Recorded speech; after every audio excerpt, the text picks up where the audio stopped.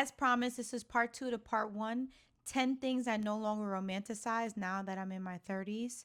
I know that in my 20s, there were things that were exciting, desirable, even impressive.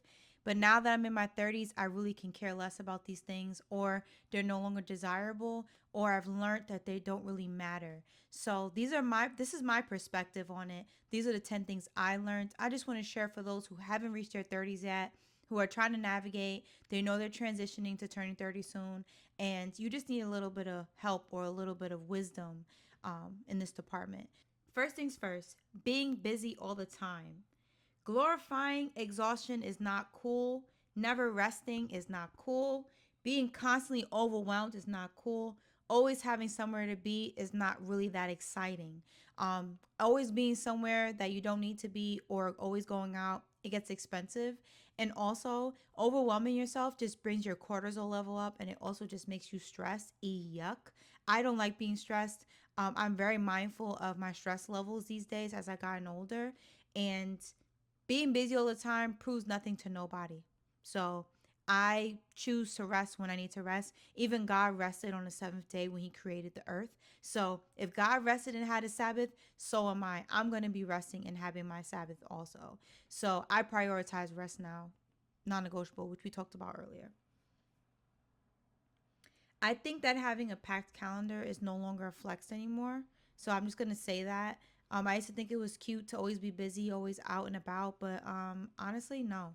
I need rest, and I'm prioritizing that. Number two is hustle culture. So always in a rush. I'm from New York, so a lot of times we just naturally rush. We're on the go. We're on the go. We're on the go. It's just the culture here, but I realized that hustling is not okay. Turning hobbies into work, feeling guilty while resting, or measuring worth through productivity. Um, just because I'm not being productive doesn't mean that I am not, you know, doing well. I had to kind of take a step back from that because I used to feel like being productive all the time made my value or my worth more. But honestly, it doesn't really do that. So it's okay to not be productive some days. It's okay to take a break. So the hustle culture is not cool, and I don't recommend it. It just brings stress, and if you have something to do, do it. But for the most part, I just feel like it's really, if it's not important, like just go rest. For real. Like house culture is not cool. I still work hard, but I don't believe my value comes from how much I produce. I remember that. Number three is being available to everyone, answering every text immediately, taking every call, and always being reachable. I have turned my notifications off in all apps, including social media, including text messages, because I feel like being available all the time is just too much for me. It overwhelms me. So, access to me is a privilege and it's not an entitlement. And that goes for everyone. My friends, family, goes for everyone. Access to me is literally a privilege. So, therefore, I don't any longer allow myself to be always available to everyone anymore. Sometimes people will call and I'll watch them call because I think that my piece is more important. I know that my piece is more important. And sometimes I just don't want to talk, and that's okay. So saying no is okay. Number four, toxic independence. This one is very important. Um, I was very hyper independent. I used to think that being an independent woman was a flex. No, it's not. God did not design me to be alone, and I had to learn that the hard way. That it's okay to want companionship. It's okay to let someone do something for you. It's okay to allow a man to treat you well and to do things for you, open car doors for you, receiving flowers. Like these things are okay. Like you don't have to do everything for yourself. That's why God created men and they created people in your life too. So therefore you don't have to do stuff by yourself. I'm actually in a season now where I'm learning how to be codependent on someone else. And it's very interesting to unlearn that. Very interesting because I've been very independent for a very long time. But I won't lie. I won't lie. Having that person that is really like there for you is that's a flex. That's a flex. So refusing help is not cute. Carrying everything alone is not cute. And believing strength means never needing support is not cute. Strength isn't doing everything alone. Strength is knowing when to lean on people you trust. So it doesn't go for the opposite sex as a partner. That goes for your friends too. I know when I can lean on my friends. I know when it's important. I know when it's time to. Being independent to the point where it's toxic, it doesn't really serve you. It's okay to ask for help. It's okay to vent. It's okay to lean on somebody that you trust. Number 5, social media attention. Chasing likes, comparing yourself, validation through engagement.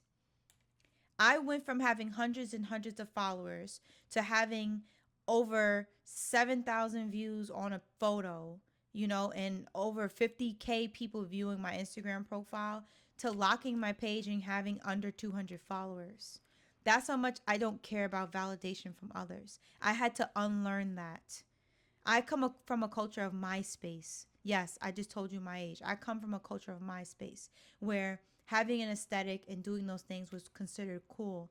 Now I'm in a place where my Instagram is my personal photo album and I don't want everyone watching my photo album. So therefore I've been very intentional on who follows me, who I follow, what I decide to consume and digest on social media.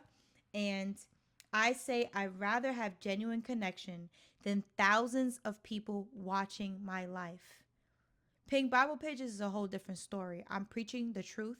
I'm preaching the word of God. I want everyone to hear that or to see that.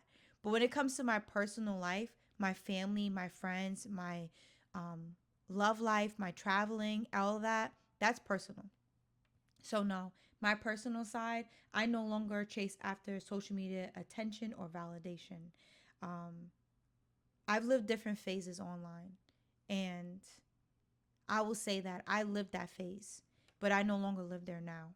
The next one is constant consumption. I got a flip phone for this reason. I've also used to doom scroll a lot on TikTok, and I used to watch endless amount of content.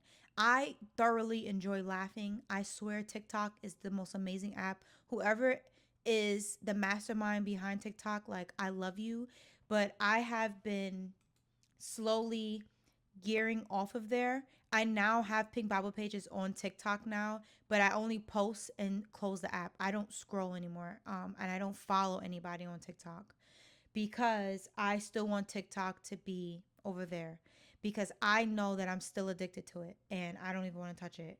But one thing that I'm no longer romanticizing is consuming constantly. It's really not healthy. Like, if you really look at your lifespan and you measure out the percentage of how much you've been scrolling, you will be scared.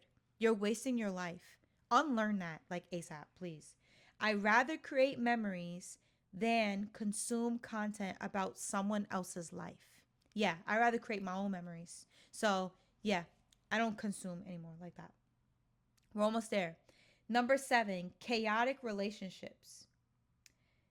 Mixed signals, inconsistency, emotional roller coasters, and drama no longer live here. I've experienced all of it. And when I tell you that when it comes to chaotic relationships, I done seen it, I done read it, I done experienced it, I done lived it.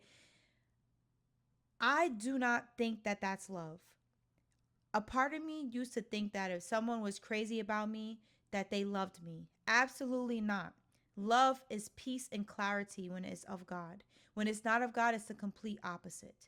And in my 30s, I have learned to unromanticize the fact that someone being crazy about me is love. It's not love. It's not love. It's not love. It's not love. It's terrible. Peaceful doesn't mean boring. Healthy doesn't mean boring. Okay? When things are peaceful, that is what God intended for you. When things are healthy, that's what God intended for you. I no longer want to have any chaotic relationship, even if it's with the opposite sex or with friendships. I'm telling you, I've been through it with friendships and the opposite sex. And when I tell you that, chaotic relationships no longer live here. I don't play with my peace. I will cut you off, friend or guy. I'll cut you off for being chaotic in my life. And I will not give you a second chance on that. I'm sorry. My peace is a non negotiable.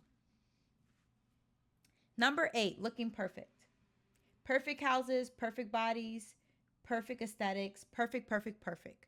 Real life is messy, and that's okay. Things have to be perfect. I was coming on social media thinking that I had to be perfect on here. I don't. Yes, I use a filter to clear my skin because I struggle with acne. But I'm telling you that besides that, my speech and language and what I conversate with you guys is all rogue, it's all raw, and nothing is filtered or frameworked. It is me being me. But I will say, being perfect was something I struggled with, but I no longer struggle with it now. It's okay to not be perfect. It's okay to make mistakes. That is how you learn. Mistakes are how you learn. And on top of that, trying to be perfect in society's eyes, you'll never be that, no matter what you do. So you might as well accept the skin that you're in, accept the body that you're in, and love yourself. Because loving yourself will go way farther than trying to be anything else that you're not. Number 9, rushing major life milestones. Marriage, houses, careers, successful timelines. I no longer rush major life milestones. I am on God's timing. God is not on social timelines. And I keep repeating some pink Bible pages because we think that we should have things done by a certain time, but God does not operate like that. God knows when your life is going to end, and He will make it happen when He sees fit. I'd rather have the right thing at the right time than force something before it's meant for me. You get things prematurely, you mess it up. Point blank, period. I want nothing prematurely. I want everything when God says it to be. Number 10, having a large circle. Oh my goodness. I thought having a lot of friends was a flex. Absolutely not. Too much to maintain, too much people to trust. I don't have time for that. Popularity, quantity over quality, keeping people around out of history. Oof. Oof. Just because you've known that person that long doesn't mean you're supposed to keep them around. I'm sorry. If you outgrown people, if you evolved and you are outgrown or you're not in alignment anymore, it's okay to have the conversation and to let them know. Because I am in a place now where we're not in alignment. Unfortunately, this friendship will no longer look how it used to look because I'm no longer that person or that version that I was when we became friends. Point blank, period. I don't need a large circle. I need a healthy circle. That's it. That's it. Final point blank, period. Popularity is really not that it's really not that great. I've lived a popular life and it's really not that great having all those eyes on you. It's not. Let's reflect. I wrote this down. I've learned that a lot of things I used to admire were actually draining my peace, my energy, or my time. And now I'm choosing a slower, healthier, and more intentional life. Not perfect, just intentional. I hope that these things help somebody. Whoever saw this video, anybody. I hope it helps somebody. If you haven't already, like and subscribe and comment. I want to hear from you guys. Hey, how are you? All 500 something of you. I want to hear from you. So please like, comment, subscribe if you haven't already. Thank you so much for making to end this video. I have 2 other videos I'm filming this week. We just filmed romanticizing, no longer romanticizing things. I'm going to talk about the life I'm building quietly and why I stopped telling everyone my goals. Those are my next 2 videos that are coming up. I thank you so much for being here. Like I said before, like, comment, subscribe, and I look forward to the next video. Bye.